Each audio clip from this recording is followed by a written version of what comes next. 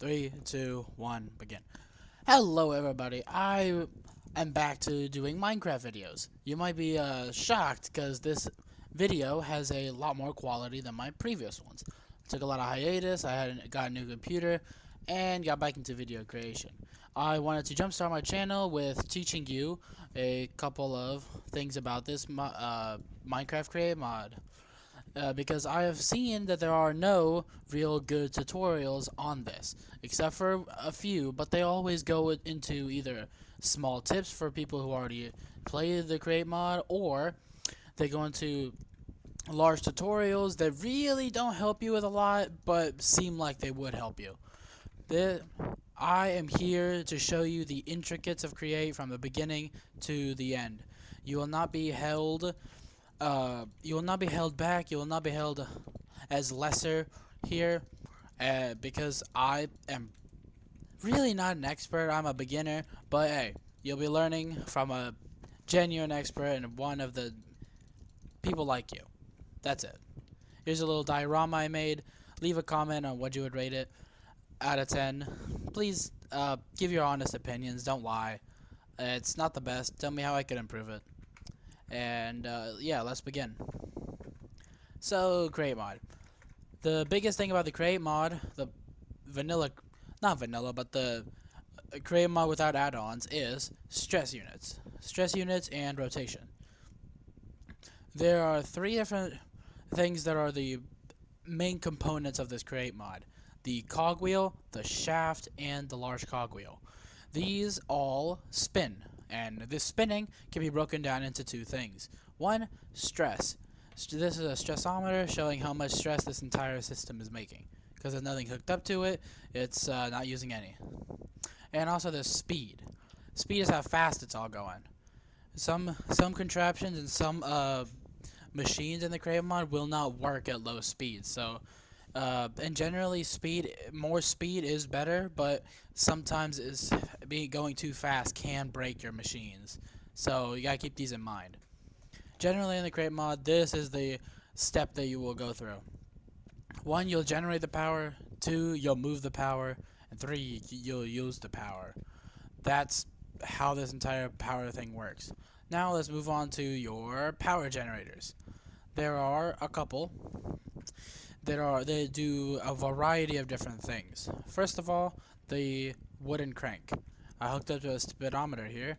It currently creates 256 stress units. Stress units are basically how much power you're getting from the spinning. Both spinning and power are separate metrics. So speed does not impact power, except I'll get into it later. It's a bit complicated, but they're two separate things. It's producing 256, but it's spinning, if I look at it quickly, 32 RPM, which is repetitions per minute, or rotations per minute. This wooden crank is for manual spinning. I would not recommend this, but it is a way to at the very beginning to jumpstart your factory. Now moving on to the wooden water wheel. I say that like there's a metal water wheel. There is no metal water wheel. This produces the exact same amount of stress units as the crank. So think of it as like an automatic crank. These water wheels need one side with flowing water on it. It does not matter how many sides or which side, just that it has one. And the direction of the water dictates what direction it'll spin in, obviously. Produces the same amount as a crank, and it's going at pretty low speeds, as you can see. If I could place it in the correct spot, it's producing at 8, while this produced actually way more than that. Hold on a minute. Yeah, these wooden cranks, you can place it on anywhere and see it will spin. So even though this wooden crank is not providing stress units, it will still spin. Just having two power sources and one not working will not shut down your entire system. Another quick feature that I will talk about in my second episode will be that, hold on a minute guys, I'm being dumb, is that if you have one power generating source that is faster than the other, though everything will spin, everything will match the speed of the faster one. Everything will match the speed of the faster one, even though, even though this one should be going slower. It will match the speed. Now, it matching the speed will not make it generate more stress units. It will just generate them at a faster RPM. While the wooden cogwheel is pretty important and a good starting point, its cousin, the big water wheel, is way more helpful. Produces double the stress units, but at half the speed. As you can see, half the speed. Again, connected those two so it spun faster, but at half the speed normally. But just like these ones, another passive generator, which you set it up and set and forget basically, is the windmill. It needs these sail block. It needs these blocks called the sail blocks, the windmill sails, and this windmill base, and a shaft. You could use it without a shaft, but with a shaft it's cooler. I'll tell you about these what I like to call the moving contraptions more in a future episode, but yeah, these windmills, the more windmills you add, it will gain more power. Up to, I think it's around 8,000 is the max for is the cap for windmills. And they do spin faster with more windmill sails. I just don't have a lot to condense on space. But yeah, it's spinning pretty slow because I don't have that many, but it does scale pretty well. And these are pretty cheap. It costs just like a few wool. Here, I'll show you. It costs very little. It's very cheap, and it's easy to like mass produce if you have a sheep farm, which most Minecrafters will at least set up a slight sheep farm. There you go. Just wool, 2 sticks, and an andesite alloy. So andesite alloy, just some iron. If you're in the Iron Age, it should be quite easy to make. Iron Age and 2 andesite blocks, which I love it because it gives a useless block in the real game, except for decoration, but it's useless for anything else.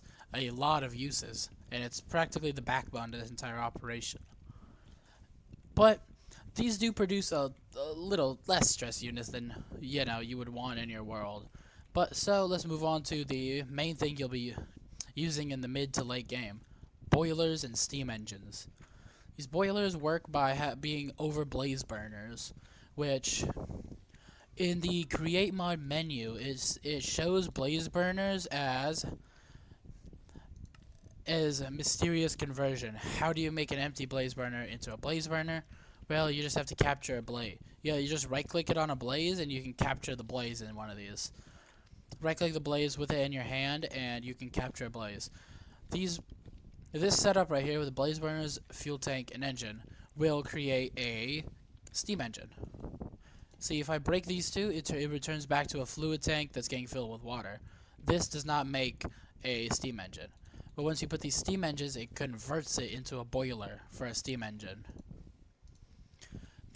And below it, it needs a fuel source. This fuel source can come in all shapes and varieties, but it works just like a furnace. All things that you could furnace, that you could put into a furnace to fuel it, you can put it into one of these and fuel it. If you set up an automatic farm, you can set these up to go for infinity. And they generate 16,000 stress units. You know how one of these windmills created 8,000? With this small and with these max windmills produce about 8,000 cap. These ones, each one of these steam engines produces 8,000. So either you can have a bunch of maxed out windmills, or you can just have a little boiler here for about 16,000 stress units. If you get like if you have an automatic a infinite furnace farm, like a kelp farm or the bamboo farms, if you're creative, get it? You could set up you could infinitely fuel one of these boilers. Though I would recommend a lava farm if you're going for infinite blaze burner, but that's just me. Next up is the creative motor. This is a creative exclusive item that will provide you the ability to configure it to be any speed you want. At higher speeds, it produces a lot more stress units, and yeah, you'll never need 4 million stress units in your life. I have a world that I'm playing with a few of my friends on, and we're barely using 200,000, and we have like our entire spawn chunk full of farms. But these stress units, they're not really, you can't really use them if you can't move the power to anywhere else, or Yes, well, you need to move the power somewhere else, but before you can do that, you're gonna need a few of the basic necessities, like like the crushers, the presses, and the mills. So, how do you get the bare essentials and that you need to power to, move ahead in the create mod? Well, here I have a little diorama of these. Let's start from the beginning. The these are some of the uh, main trio of these basically one block things. It's not really, these are like the basics you'll need for any of the not creative farms, I guess. It's hard to explain. So I'll just go by one. This drill, it automatically mines blocks. Any block. It doesn't even have to be a stone variety block. It's not exclusive. Like it can mine any block. These mill blocks, they are not meant. You can break blocks with them. All right, that is a thing that you can do, but they're not really meant for breaking blocks. They're meant for using them like a stone cutter, but for wooden stuff. Like I can cut this wood up as much as I want, and it will produce the item. It's really cool. Also, if when I talk about moving contraptions, you can use these in a mechanical bearing contraption to make a tree farm, which is very neat. Now, this hand. This hand is a deployer. You give it an item, and it will. Come on now. Why is it not? Oh, because I did it. Okay, so now this is a great example. It's in attack mode, which means it is trying to hit, basically a left click mode. This is in use mode, which is a right click mode. If you right click, boom, it'll place the block. If I had a boom, I turned it and broke it. I am sorry. I was trying to show y'all something, but I broke it. So here, if I give it a tool, like let's say give it a netherite pickaxe. Here, place one stone, please.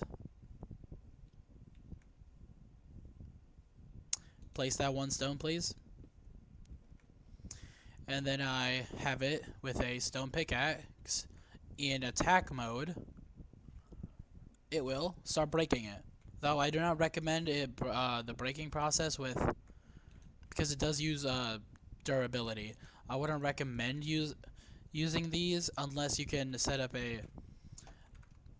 unless you know what you're doing. I don't know how to make these things, like even I don't know the entirety of the deployers. I will get back to y'all on like further notice videos and things I just learned videos, but this is the basics. Also, with these, you might be worried about what these information screen blocks are on that I keep getting. That would be from these engineer's goggles. These are very important in the create mod. You make them with golden sheets, string, and 2 glasses. These help you give you a bunch of useful information about the things you have. And also this wrench item actually, that requires gold sheets, cogwheel, and a stick. These 2 items are your bare essentials for create mod. They're the tools you'll be using majority of the time you play. Here is another item called the mill. It is a new recipe block. It's a block that you can use to follow certain recipes that would be helpful with JEI. Through JEI, you could see the recipes, but some recipes like the wheat flour will require either a milling or a crushing wheel to work. See, you throw one of the things on top, and after these particles start playing, and it's a low speed currently, but it will make some wheat flour. Same thing goes for the crushing wheel. The crushing wheel, even at such a slow speed like this, it is faster than a millstone, but it is more expensive, so that's a thing to look out for. These over here are presses. So these presses, you take ingots like iron, gold, and stuff that can be like pressable objects, and Like, you have copper sheets, brass sheets, iron sheets, and golden sheets. These crush those items into sheets. You can also put them in a deployer a depot to get them crushed automatically. To get them crushed without having to deal with free-floating items. A cousin to this is the basin and mechanical mixer. The basin is basically a block like a cauldron a cauldron and a hopper that are mixed all in one. So this basin will craft items using the mixer recipes. Like per se, if I throw a wheat flour in here, it will use that one bucket of water and that one wheat flour to make dough. If I put the dough back in there and grab myself a depot, it has a hopper here that will it acts like a hopper. This little, what would you say, hatch-like thing will actually deposit the output. It didn't deposit it that time because I put the dough in the input slot by throwing it in. But if it's in the output, it'll throw it out. Most of these items that are like the basin have a quote-unquote output and input slot that are practically invisible slots. It's hard to grasp, but it's pretty important if you wanna work with this mod. It's pretty cool. Now, kind of contrary to that is a mechanical pump. It has no slots. And you can see by these arrows, just like something else that I will show you later. These arrows show the direction in which it is working. This mechanical pump will transport liquids from one side to the other in accordance with the arrows, and back again.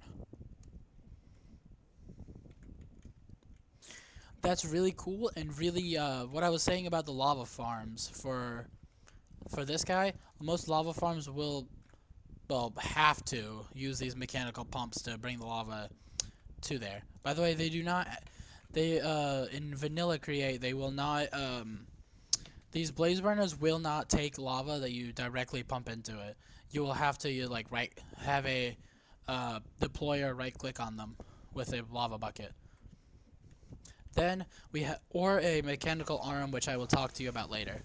Here we have the wooden crank on the sticky mechanical piston. These sticky mechanical pistons, with the correct direction, will push and pull blocks like a sticky piston. These pistons can also work just like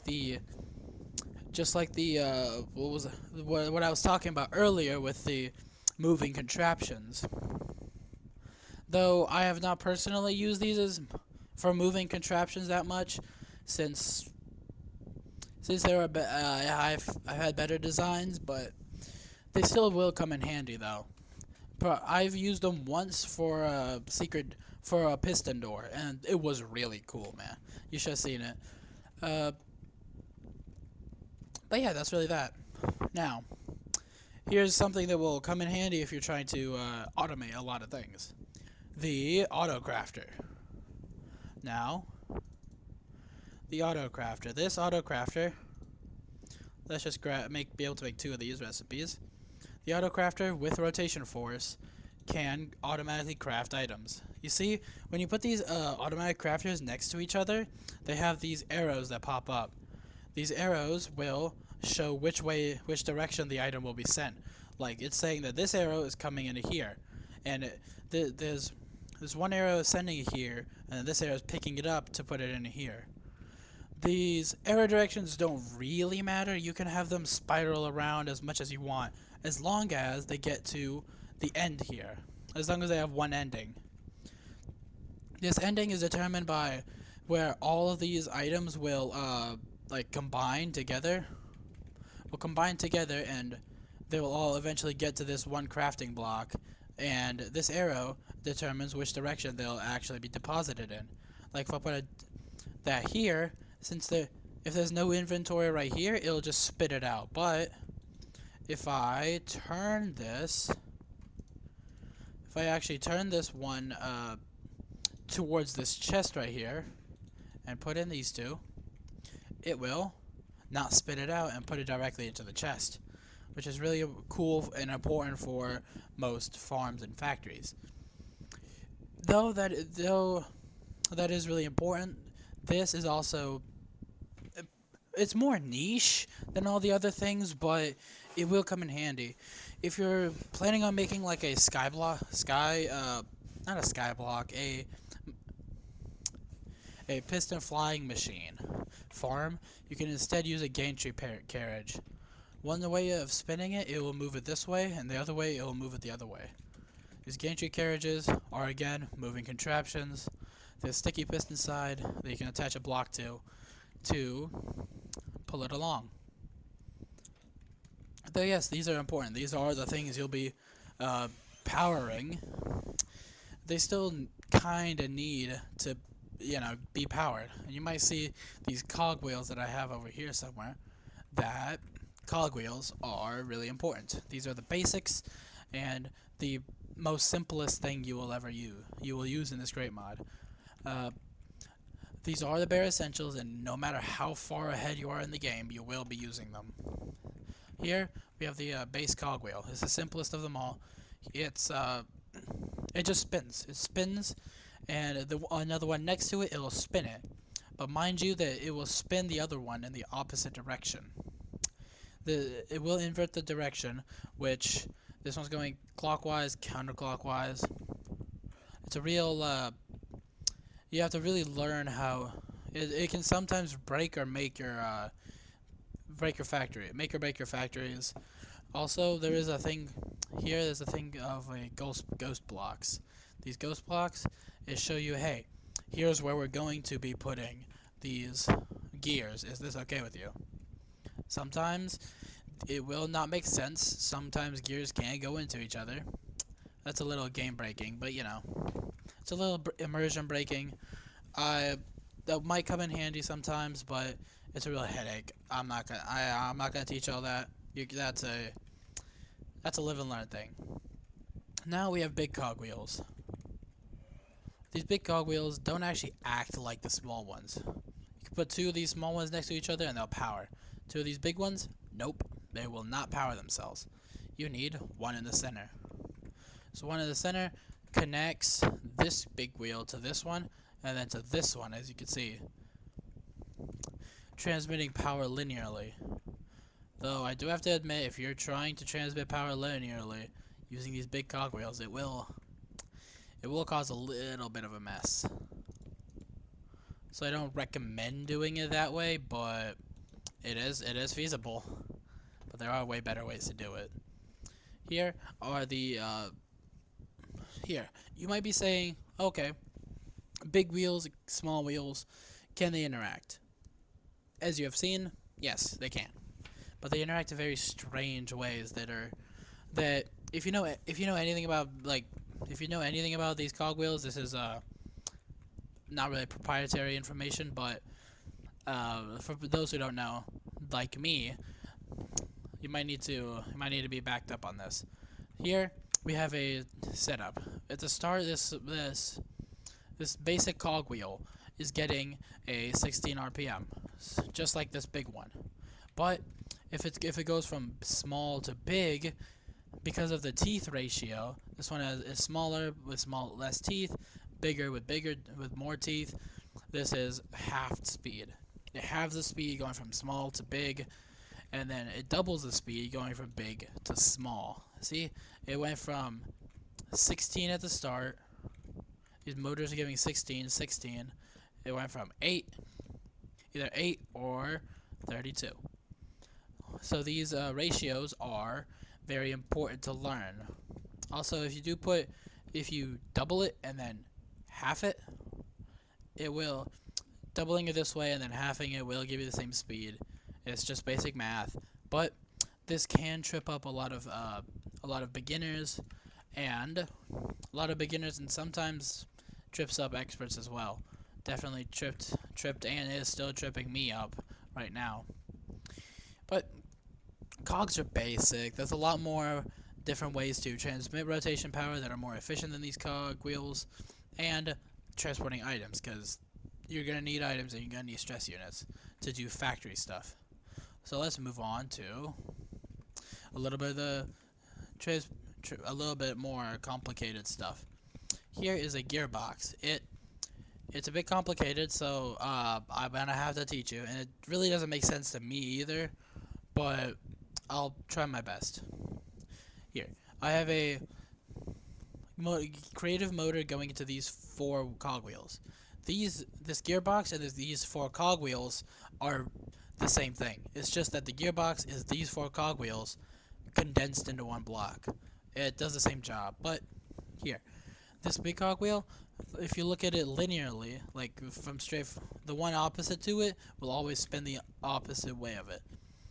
Though when you keep like looking at it from different angles, and when you try to look at the two right next to each other, it does get a bit confusing because they seem like they're going the same way, but it really depends on your viewpoint.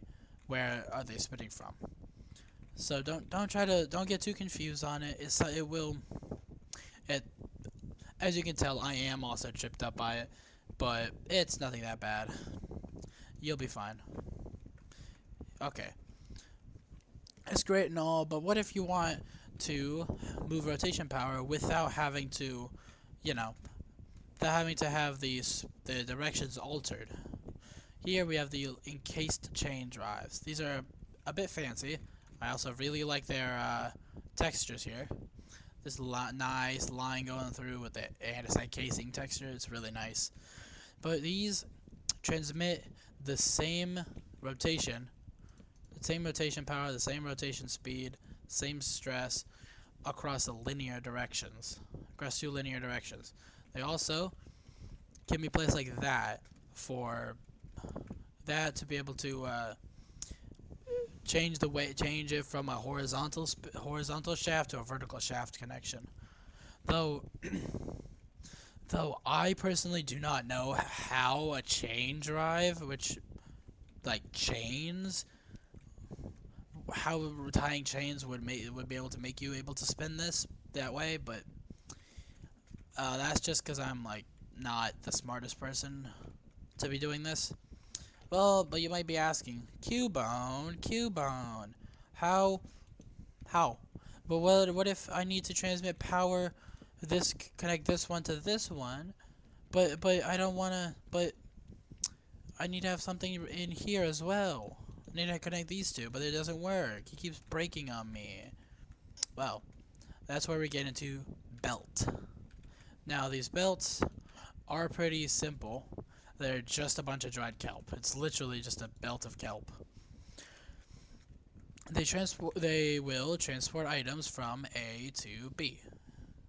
Here is a stone. You throw a stone on it, it will transport it and throw it out the other side.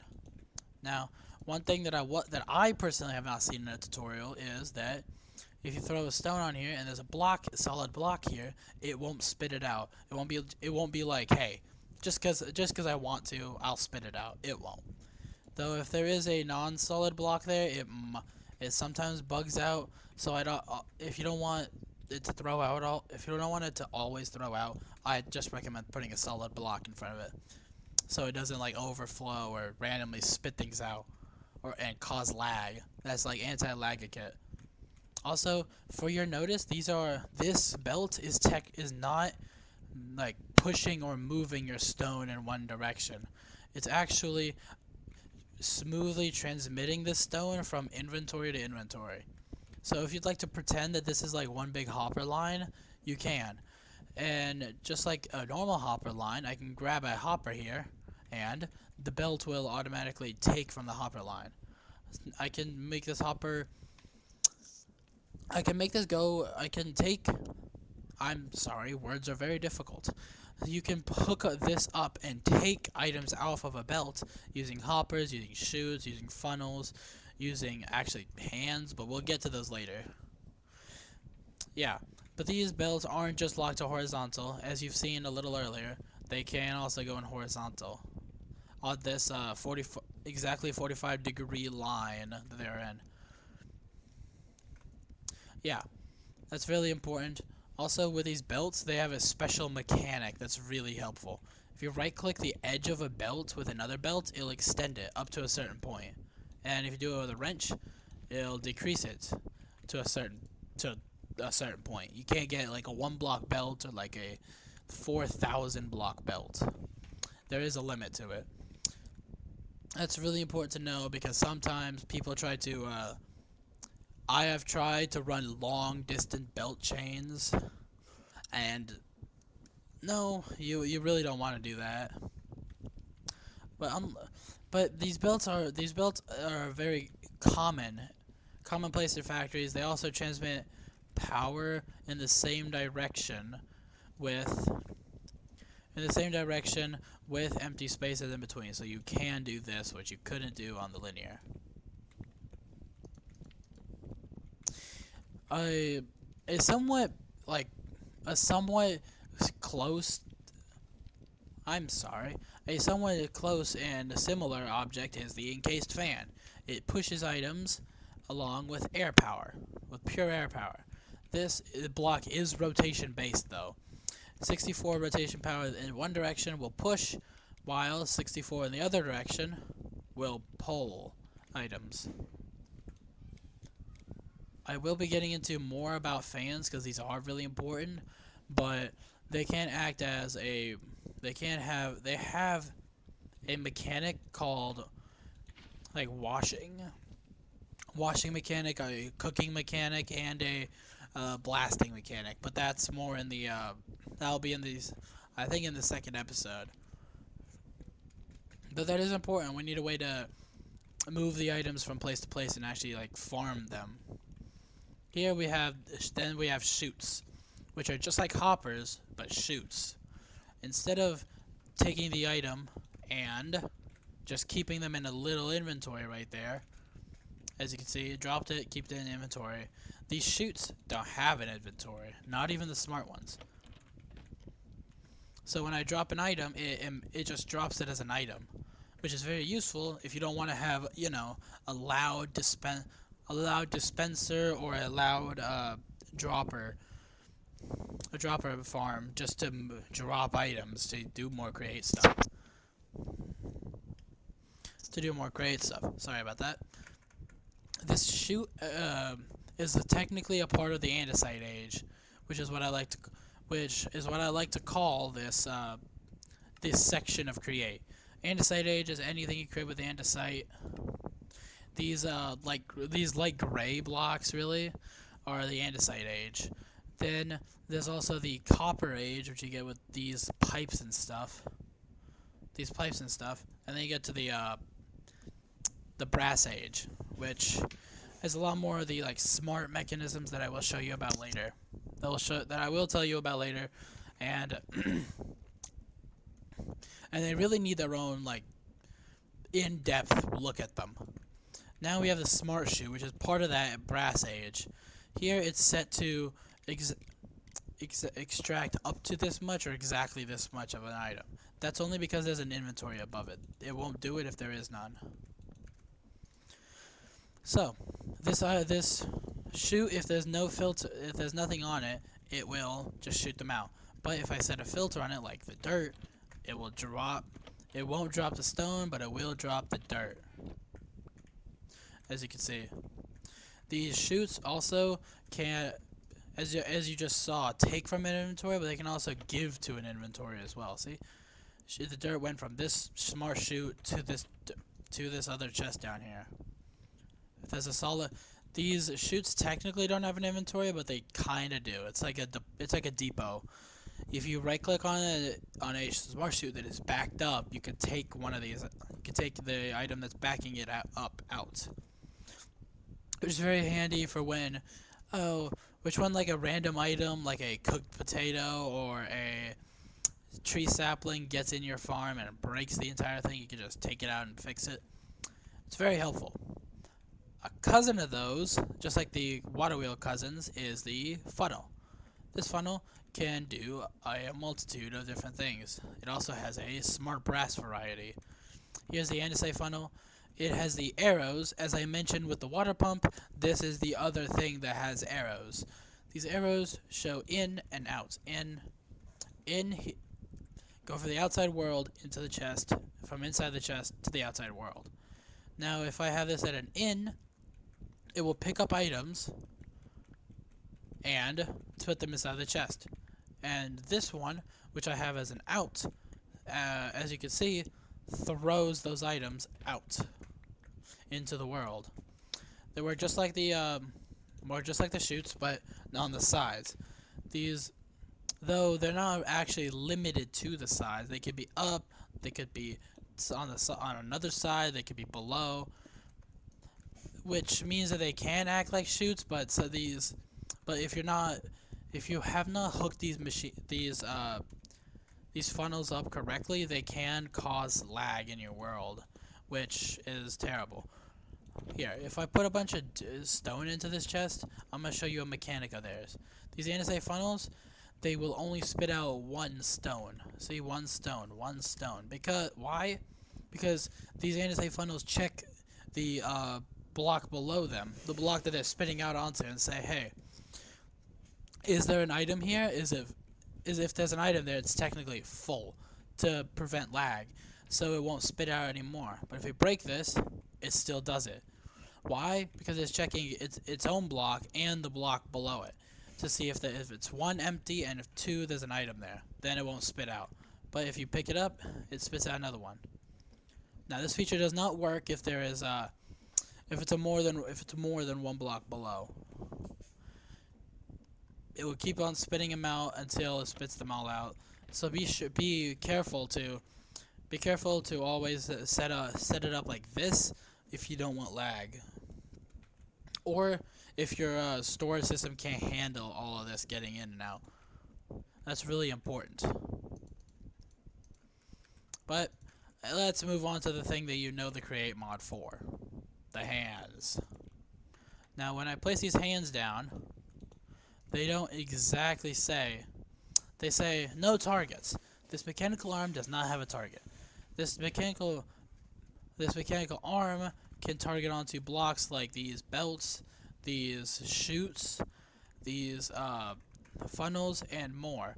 What I mean by more is these depots, and it can also it's like it can't take from hoppers per chance, but it can take from the chutes. It can open chests, as you can see, but it can't take from a lot of places. Also, another thing to note, sadly you can't have arms passing items between each other. That's just not how it works. But I really wish it did. So how do you set targets? Well, you have to go to a block that can be a target, like this depot, right click on it, and it will highlight it in blue. Blue means the input, means it will take from here, it will pick it up and put it to an orange. How do you get an orange? You right click it again. This is depot. This is where we export to. If you place it here, oh, it should be putting items there. Why not? Because there's no items. But still, it won't do it. Why? Because it needs to be turned. If you can see, the arm actually has a cogwheel built into it. So if you put a cogwheel, it will spin its own cogwheel and slowly pick up the item from there and put it onto the other one. Now you might be saying, hey Cubone, why wouldn't I just use a belt there instead? Well, yes, for this situation you would use a belt, but these arms actually do come in very handy for another task, for putting items in very elaborate and weird slots that they normally would not be fit in. Like, if you had a belt system, you would not be able to get into this depot cleanly. You would have to use a lot of belt spaghetti and have it drop a long distance to be able to put it on this depot. But that would be a lot of waste in both your time, in belts, and it has a chance to cause lag because you're dropping items. Typically without a funnel, and even with a funnel, you still will be causing a little bit more lag than if you just use this. So it's really good on cutting down on lag and that. Well, now you might be saying, well, why don't I just hook up my entire factory to these things? Well, let's see what happened if you did do that. Boom, boom, boom. Take, give, give. Take. Get. Ah, damn it, it ruined my entire thing. Ah, it keeps ruining it. See, if you keep giving it all these selected options and these two, and you put it down here, it gives that red text at the bottom, which means that which is basically saying that this arm has a radius, has a circle of radius around it, and a circle, these few of these things that we have selected are outside of that radius, which means it can't pick it up, which means that it gives that red text saying, hey, we can't pick up these items, either move them closer uh, or use more arms and use more depots. Though with this system, yes, you can have two arms like passing items in between each other, though I would not recommend replacing all your belts with a lot of arms. Plus, these arms are not exactly the cheapest thing in the world. They do require precision mechanisms, but and a lot of brass. I personally would not recommend using these arms for a lot. But that was it for the introduction. Those were some of the basic items that you might use in your crate world. I will be getting into lower or common logistics, medium logistics, and higher logistics, and some in-depth guides into in-depth guides into the moving contraptions that I mentioned earlier in future episodes. But this was just a small little tester for what y'all would like to see me do and what y'all like to see me teach y'all. So thank you for watching me for this long, and I hope you come back for the next time where I will be teaching you about all those things. Bye!